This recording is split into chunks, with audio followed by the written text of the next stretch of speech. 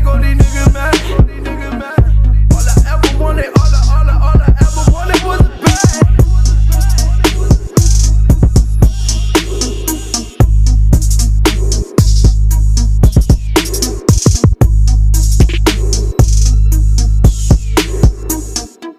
Pop News Uncensored. You are now rocking with Best. I'm good. I'm blessed. Well, I'm glad. Yeah, you need to be here because you know you had the internet going nuts last week. Everybody was like, I had an uproar. You sold 4,500 records.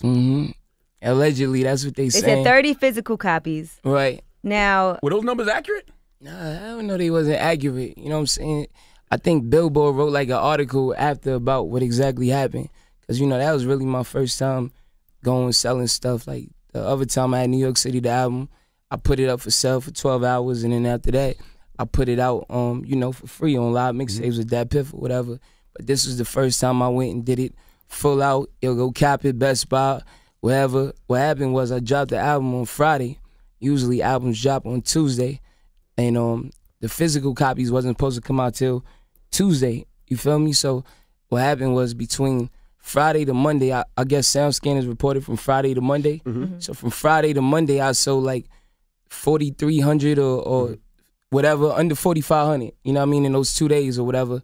And then on the, what was it? On Tuesday, the 30 copies that were sold, they were sold illegally. Like, I don't give a fuck if they were sold illegally because I just want my music out. Right. But basically, it was like the mom and pop stores that had them. Gotcha. And if people came and asked for them early, they was just giving them. And it was really this one store in the Bronx, you know what I mean, that sold the 30 copies.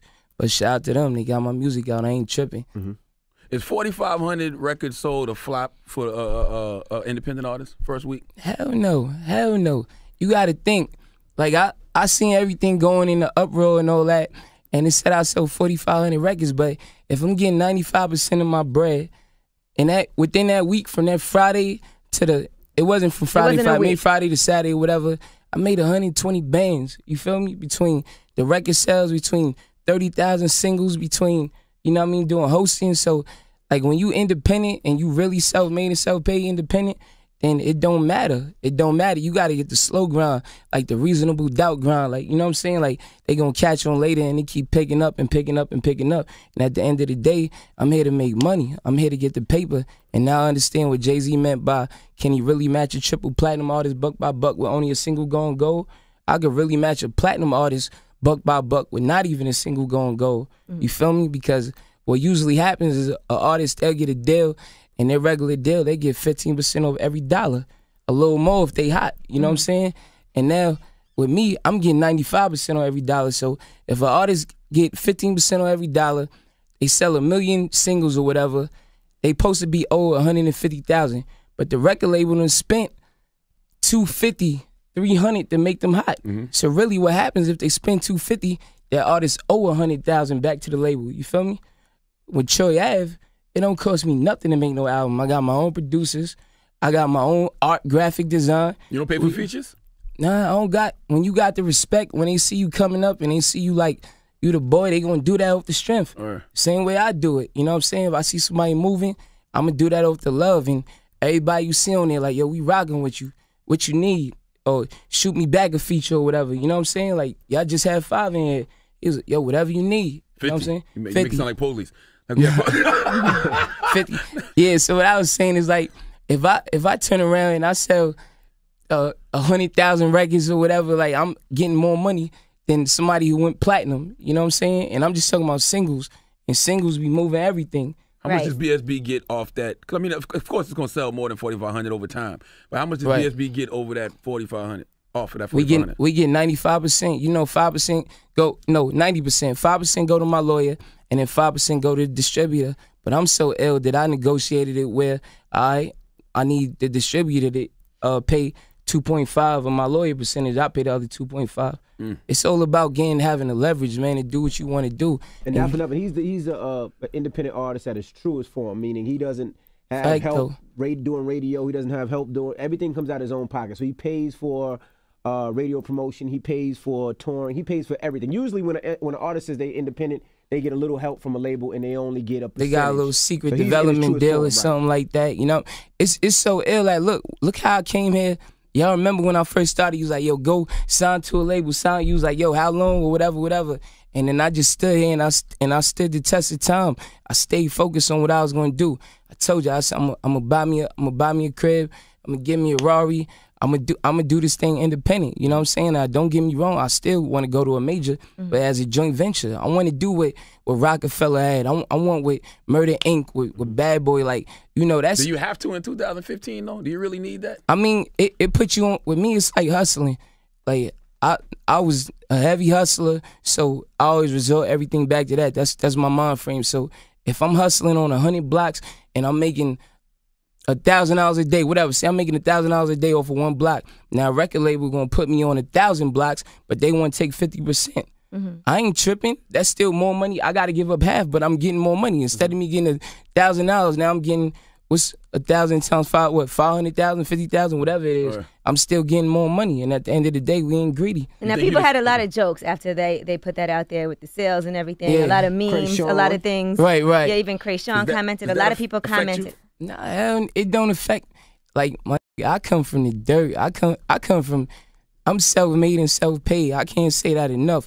The real things that affect me, like jokes and all that don't affect me. To me, that's like, it's like I'm like Jackie Robinson and a racist fan. You know what I mean? Hey, or whatever. Or Michael Jordan, when you see him putting his hand up and there's somebody in the crowd, like, you, whatever.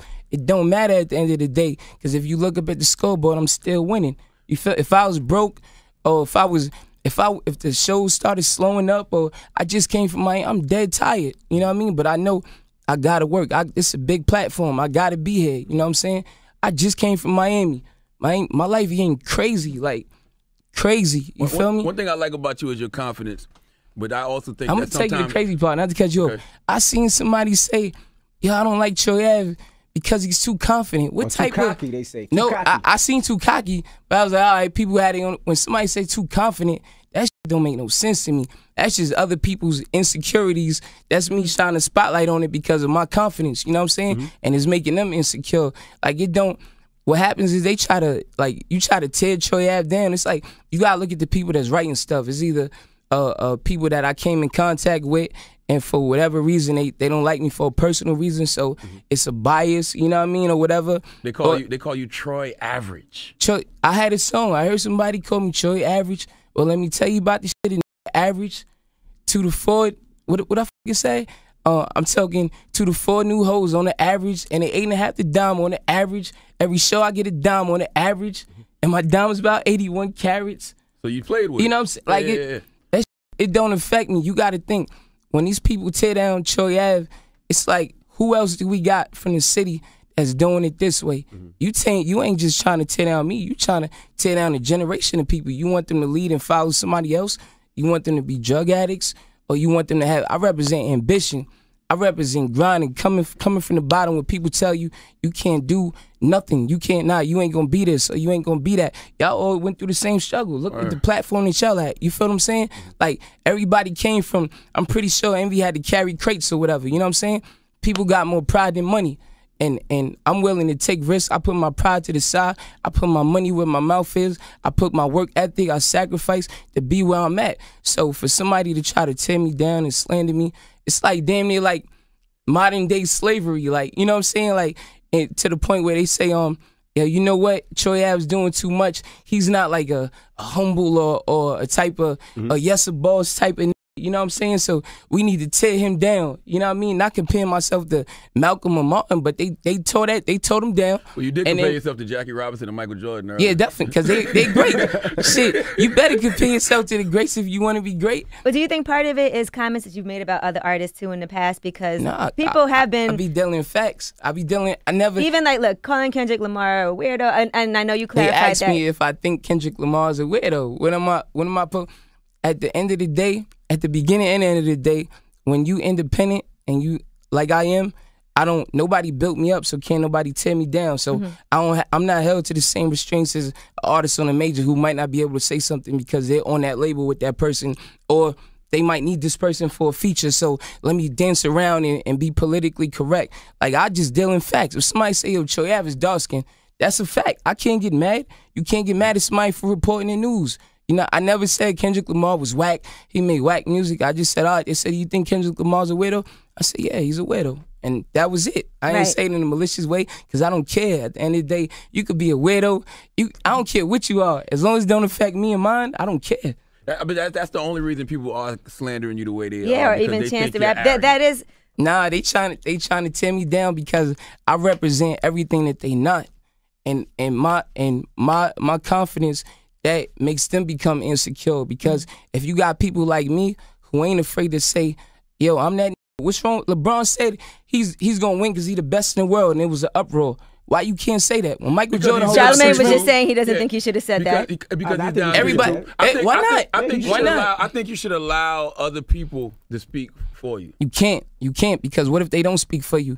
Then what if they don't speak for you? Then maybe what does that mean? Working hard enough. Not hell no. You're not as hard as you think you got to put that out there. When Lil Wayne was saying he the best rapper in the world or the best rapper alive, minus Jay-Z being alive, if he didn't say that, I wouldn't have been thinking that. And then what happened? Lil Wayne ended up getting hot and he became the best rapper to a lot of people. You know what I'm saying? Sometimes you can't wait for somebody to give you your just due. You got to take it. You feel me? Yeah, it works when you got the actions behind it to prove it. You got it. You got to keep working. You can't just say it. You got to have to work. You got to have a work ethic. But when you know what you're gonna be, you do that. You put it out there. I remember I was talking to Meek. Shout to Meek Mill. I'm talking to Meek, and I'm like, we was talking about just rappers and saying bunch of Chuck shit or whatever, and shit they don't got. I don't talk about nothing I don't got.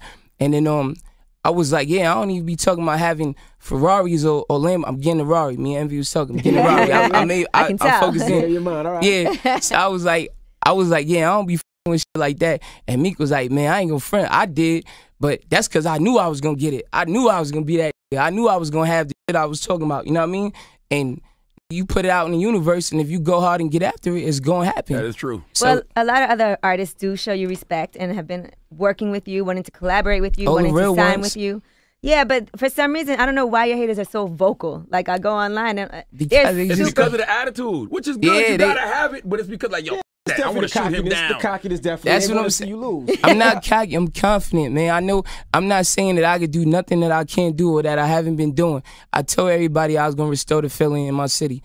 I did that on the last album. Now I'm not. I like the New York City album, but a lot of people from New York feel like you didn't. They're like, what have you done to restore the city? What have I done? I saved a whole generation of people from being drug addicts and turning up and wearing tight pants and feeling like they can't have hometown pride. That's what I did. I look and I sound like New York, and I kept it 100 all the way through. And you feel me? And all of that, and majority, I get a majority of support. So that's why I ain't never tripping.